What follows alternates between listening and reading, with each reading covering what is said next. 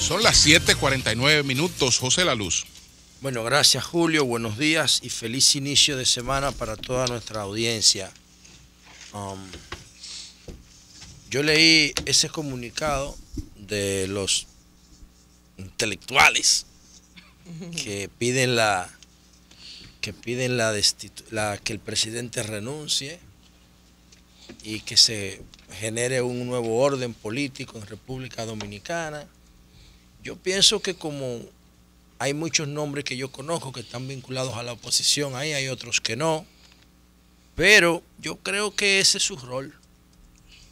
Si tú estás en una posición de lucha política y tú ves que tu adversario, tú adviertes en tu adversario un nivel de debilidad porque no reacciona, porque está acorralado, por lo que sea, porque tiene problemas políticos internos en su partido, porque una cantidad importante de sus funcionarios están imputados de su comité político y porque el resto de la oposición también está imputada, la oposición política formal. Entonces ellos lo que están haciendo es tratando de rematar. En boxeo se usa mucho eso. En boxeo, cuando el oponente está débil, el que está en la ofensiva trata de aceptarle los golpes clave para que no se recupere, que fue lo que nos pasó con Chávez en el 2002. Después que los empresarios tenían a Chávez y los militares tenían a Chávez acorralado, preso en un cuartel, le permitieron que se recuperara. Eso fue en el 2002 y el chavismo hace 15 años después de eso está dirigiendo Venezuela y no lo tenían ahí. Es un comportamiento normal desde la lógica de ellos. Obviamente yo considero que en República Dominicana hay un orden institucional fuerte, muy fuerte, que ha aguantado muchísimos embates y considero que el sistema de partidos políticos se puede recuperar de la crisis de Odebrecht. Aquí no se persigue, no se denuncia la corrupción, no se está denunciando la corrupción. Se está marchando contra un caso de corrupción específico que es quizás uno de los 3 o 4 escándalos más grandes que hemos tenido de corrupción. Lo que yo aspiro es que aquí se construya una cultura de la lucha contra la corrupción, una cultura integral. Porque así como se marcha contra Odebrecht, yo quiero que se marche contra la Coyentri. A mí me gustaría que se marche contra la Coyentri, que es para mí uno de los casos más onerosos de corrupción que la clase política ha parido en República Dominicana. Esa planta que duraron 15 años pagándosele 4.5 millones de dólares por año apagada. Eso es una cosa que lacera el interés nacional, pero no tiene una fuerza detrás que permita que la gente se organice en torno a ese escándalo y no es un tema de actualidad. Y Odebrecht es un tema de actualidad regional. Cuando usted busca una tendencia de Odebrecht, se va a dar cuenta que muchísimas de las corrientes de opiniones que la sustentan y que la alimentan son de Ecuador, o son de Perú, o son de Colombia, porque el escándalo ha impactado en toda América Latina al mismo tiempo. Y es válido el tema de la protesta, pero creo que lo de decir que el presidente renuncie, desde su estrategia tiene lógica.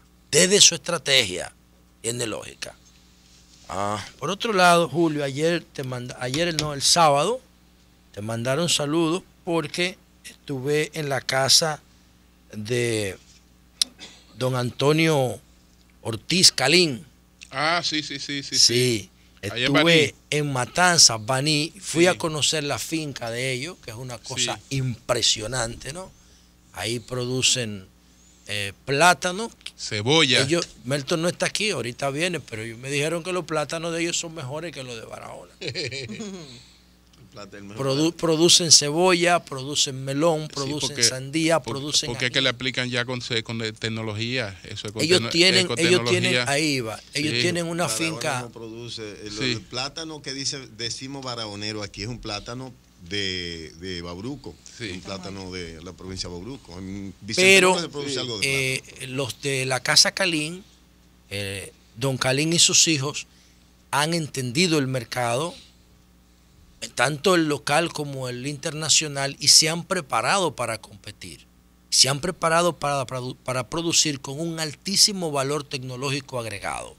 Tienen una finca inmensa, totalmente preparada para riego por goteo, totalmente preparada, y tienen un apoyo de prevención de plaga totalmente customizado, o sea que se prepara para cada tipo de siembra específica y por temporada, y están produciendo ahí plátanos, están produciendo mangos, están produciendo ajíes, están produciendo maíz, están produciendo tomates, están produciendo cebolla.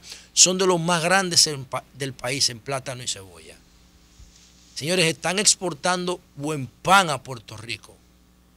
Buen pan, ese buen pan que es como no sé si la audiencia conozca el buen pan, pero como mi familia es de Puerto Plata es una potencia nacional en la producción de eso. Sí, pan de fruta. Pan de fruta. Nosotros le decimos buen pan. Y pan de fruta. Lo están exportando a Puerto Rico. Desde aquí, deshidratado y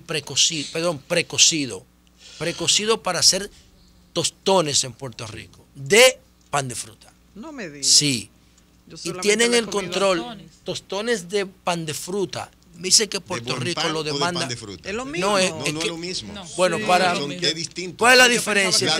La diferencia del pan de fruta se parece, Es en pero granos, vienen es en en pequeños granos, granos. claro, Parece, individuales. No. Y el pan, Tú no el lo buen podrías pan majarlo. es entero. El buen es pan entero. parece Entero, como un pan. Parece te voy a la decir, raíz del rábano. Un pan. no, el buen pan es Parece un como si tubérculo, fuera un melón. Llámate a Magonte. Espérate, por favor, hombre, para que, vamos no, por pero para partes. que sabe de eso. Sí, El buen pan es como un melón, pero dentro, la masa que tiene dentro ¿Lo digo bien? se consume como un vívere y sabe como a Sí. yuca. Exactamente, parece un ¿Tú tubérculo. estás oyendo? Un tubérculo. Pero no Aunque es, entonces pero no no es es pan de un fruta. tubérculo, Pan de es una fruta. fruta. Es una fruta, A eso es claro. que me quiero En referir. San Cristóbal, en Cambita, se produce mucho buen pan. Conozco. Entonces, también por eso pan de yo digo, fruta. porque el pan de fruta sí ya es como un grano que se come en Navidad. Guapén Sí, le dicen los no, boricuas al pan de fruta. Pero esto es buen Pero un pan. experto. Esto es buen pan, claro. Y ellos Yo soy están, un campesino. ellos tienen el control, según me decía Sí, don porque Calín. el que es de grano no se podría majar Sí. para fines de hacer Miren, tostones. señores, esa Se gente desintegra por su propia me estructura. ofrecieron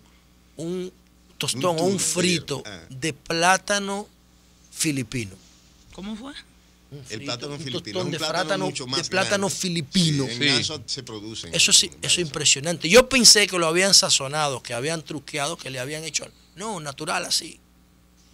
Y ellos los están produciendo ahí también. Están produciendo todo eso, están produciendo yuca, están produciendo todo eso. Y me fue para mí muy impresionante ver que los dominicanos somos capaces, tienen el control del 80% del consumo de jugo en los hoteles del país. El 80% de los jugos que se consumen en los hoteles, ellos son los que venden ese jugo. Y entonces es un jugo que lo procesan ellos también aquí en la planta procesadora, lo siembran y lo procesan la fruta. O sea, estamos hablando de una empresa con un perfil internacional y de eficiencia locales en el medio o en el contexto de que la República Dominicana tenía dos temas vinculados a la agropecuaria. Uno, la Feria del Mango, que también fue en Baní, pude pasar muy rápido, pero que muestra indicadores impresionantes este año, ya lo están celebrando hace 13 años, pero para que tengan una idea ustedes, en el 2005 ellos estaban sembrando 17,000 tareas anuales. 12 años después tienen 100,000 tareas de mango en el país sembradas. Los productores de mango que están organizados En el clúster. en el clúster, ahí vi a Hipólito que se lució con Sí. 9 o 12 tipos, 12 variedades. 12 variedades de mango mundiales tiene Hipólito Mejía en su finca experimental de Puerto Plata. Dice que es totalmente orgánica, y el clúster de mango exportó $20 millones en mango en el año 2016. Y esos son unos resultados muy auspiciadores que nos dicen que hay cosas positivas y que todo no es crisis en el sector agroindustrial dominicano, aunque hay que contrastar eso con lo que está pasando en República Dominicana con el sector leche. Antes de pasar a ese tema del sector leche, vi la entrevista que le hicieron a Álvaro Sousa Sevilla, el director de Adoexpo, me parece que es español, ¿verdad? No. Sí, el que estaba con nosotros Bueno, aquí. él es dominicano, pero Sí, su apellido, su origen, pues es español. Él es dominicano. Pero él es dominicano. Bueno, Sí. Él aclaró que dijo yo- cosas también muy auspiciosas sobre la economía dominicana, pero hizo algunas críticas sobre todo a la informalidad de las relaciones comerciales con Haití. Yo no entiendo eso, porque en realidad lo dice aquí el director Álvaro Sousa Sevilla de Adoexpo, que nosotros tenemos un mercado en Haití cautivo, pero que está caracterizado por la informalidad. Es nuestro mercado natural, el segundo más importante. ¿Y por qué la República Dominicana no lo trabaja? Yo sé que en Haití hay mucha informalidad, en Haití no hay una estructura institucional que permita, pero supongo que muchos países hacen comercios con Haití. Y si ellos están tan debilitados en términos institucionales, nosotros tenemos que ayudarlos. Porque en la medida que lo ayudemos a ellos, nosotros nos beneficiamos. Y nosotros deberíamos tener un lobby fijo en Haití. Así como aquí existe la USAID, nosotros deberíamos tener un capítulo de ayuda de República Dominicana a Haití para poder lograr que nuestros temas allá corran bien y caminen bien. Un capítulo de ayuda financiado por el presupuesto público, una agencia de cooperación. Eso es lo que hay. Mira, una vez, cuando nosotros estábamos en la otra emisora, yo vi que la USAID hizo un estudio sobre el nivel de pesticidas que utilizaban los productores nacionales. Y había gente que confundió eso con una buena intención de los Estados Unidos de que nosotros nos alimentáramos bien. Y yo decía, bueno, sí, eso es parte de eso se puede interpretar. Pero ellos no hacen ese estudio pensando en nosotros. Ellos hacen ese estudio en los renglones que nosotros exportamos hacia Estados Unidos, para saber desde aquí qué es lo que nosotros le estamos echando a lo que ellos comen. Porque ese es un país que hay que estudiarlo, cómo se comporta. Nosotros tenemos intereses en Haití, vamos a abrir oficinas comerciales allá, vamos a pagar impuestos. Vamos a pagar impuestos en Haití para tener derechos. Y vamos a tratar de que las leyes que se aprueben en Haití beneficien a nuestro sector exportador. Porque como dice el director de Adoexpo, los pequeños productores se les pierden los productos y se les dañan cuando hay una traba o una veda de las autoridades haitianas. Que mientras Estados Unidos tiene posición de dominio en el continente, nosotros no tenemos posición de dominio frente a Haití. Nosotros tenemos una relación desigual con Haití. No, nosotros tenemos una posición de dominio. Pero escúchame. Nosotros no podemos controlar. Nosotros lo tenemos porque a ellos les resulta más barato y más estratégico comprarnos a nosotros, porque estamos al lado. Y en el 2010, cuando se produjo el terremoto, cuando ocurrió el terremoto, Haití en un momento dado estaba importando desde República Dominicana más que Estados Unidos. Lo que pasa es que nosotros no trabajamos ese mercado. Para tú aperturar una oficina en Haití, es decir, adicional a lo que es la estructura formal de la embajada, adicional. Ajá. Incluso para implementar un trabajo en Haití, como República Dominicana, todavía es para favorecer a los haitianos. Y tú necesitas el aval de la institucionalidad de Haití, porque tú no la puedes vulnerar. Y como Haití tiene... Como debe ser. Sí, pero lo que te digo es esto, como Haití tiene su propia dinámica. Sí, así empecé mi comentario, pero esa dinámica, ¿cómo, si no te conviene, cómo tú la cambias? Haciendo lobby. Es lo primero que nosotros tenemos haciendo que cambiar lobby. Nosotros. Si nosotros no lo podemos bueno, cambiar pero lo que yo estoy diciendo es que si tú tienes un mercado cautivo de 11 millones de consumidores, aunque su capacidad de consumo no sea la ideal, tú tienes que trabajarlo con respeto. Con respeto. Tú no puedes ir a la frontera a poner un furgón de producto con un criterio de contrabando y que te paguen en efectivo y lo que se vende no lo registran. Tú no puedes con ese criterio. Porque ese criterio, eso es contrabando, eso no es comercio. Para que se configure el comercio, tiene que ser lícito lo que se hace. Y si no paga impuestos, a menos que esté en un acuerdo de comercio de libre, entonces es contrabando, y eso es lo que está diciendo. No soy yo que lo está diciendo, lo está diciendo el director de Adoexpo, que el mercado binacional, el mercado haitiano, las relaciones comerciales entre República Dominicana y Haití se caracterizan por la informalidad. Y por último, decir lo siguiente. El periódico El Diario Libre de hoy le dedica su editorial a los productores de leche en República Dominicana, que son 58,000 en el país entero, pero de esos 58,000 hay 40,000 que son pequeños productores que producen unos 100 litros diarios. Hay unos 17, 18,000 que son más formales. Y ellos se reunieron por un lado en el este del país y le están pidiendo al presidente que haga cambios en la estructura de Conaleche. Porque ellos dicen que Conaleche favorece a los importadores. Favorece a los importadores y afecta a los intereses de ellos, porque entonces parte de la leche que ellos están produciendo aquí deja de consumirse. Sin embargo, se publica hoy bajo la firma de Amílcar Nivar un informe de la CEPAL que indica, y coincide esto, o esto fue una fuente para el editorial del Diario Libre, dice que los altos costos de producción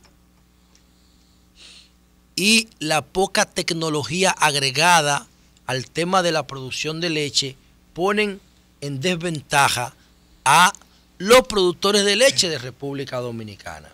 Dice que hay 4 empresas importantes en República Dominicana que consumen la leche de producción local, pero solamente usan el 25% de lo que los productores producen.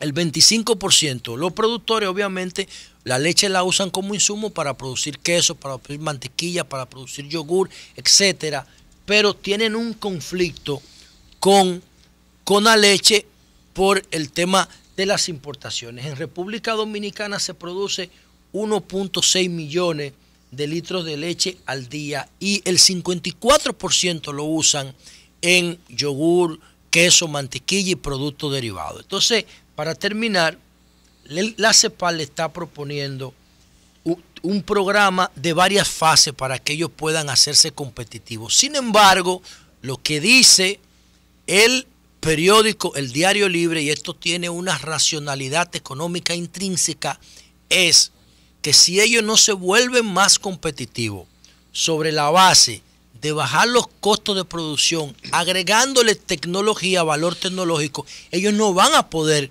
competir con la leche nórdica de Europa del Norte. Y el consumidor es racional. De la única manera que ellos podrían mantener una cuota de ventaja en el mercado es si el gobierno prohíbe las importaciones. Y eso es prácticamente imposible. El sol de la mañana.